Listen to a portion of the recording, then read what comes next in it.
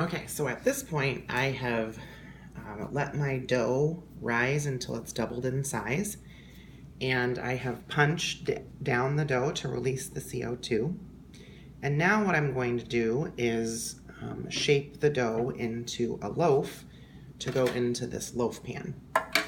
So I've put a little bit of flour on my countertop so that the dough doesn't stick. Try to use as little flour as possible so that your dough doesn't get too dry. And I want to shape the dough into a rectangle, the same or similar width as the bread pan that I'm using. And I want the dough to be about 1/2 inch thick or so. I typically think of my first knuckle as about 1 inch, so about half of that. I'm really going to avoid balling the dough up again. I just want to roll it into as rectangular of a shape as possible so that I don't overdevelop the gluten. We do want our gluten developed in this dough, but we don't want it overdeveloped. So you can see I've kind of got a rectangular shape, and now I'm just going to make it a similar width to the pan that I'm working with.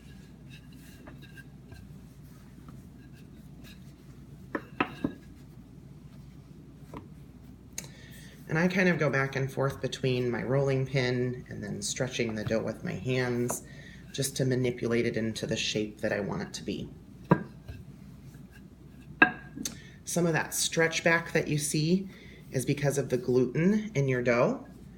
We've developed that gluten through kneading, and that gluten is strong. If we let the dough sit and rest, some of that will relax a little bit and it won't stretch quite as much.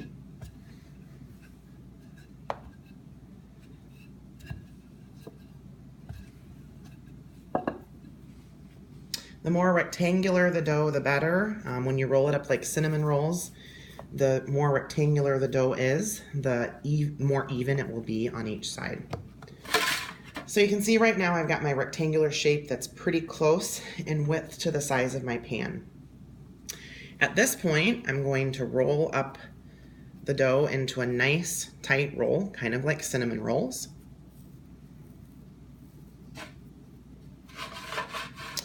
And then this is where we want to pinch the seams. So you can see this seam right here. We don't want that to burst open while we're proofing or baking. And so we really want to pinch that seam tightly all the way across. So I'm just pinching to get it to connect to the other piece of dough that it sits on.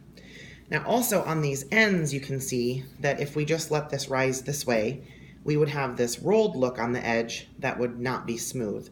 So I'm going to place the seam side down, and then on the top I'm going to kind of pull the top dough down and make a smooth side on both ends.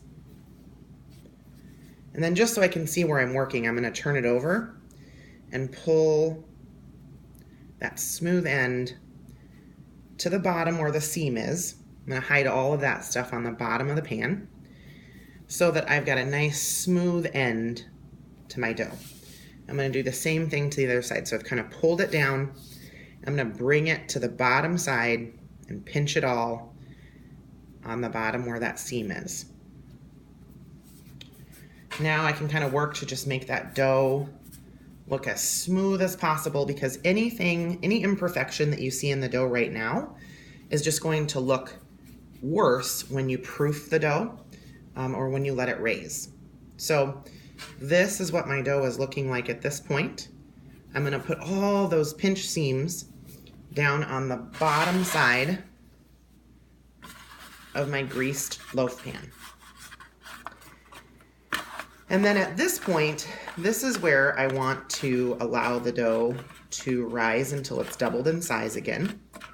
So you can see here, we're going to let the dough rise until it's doubled in size and then bake it at that point.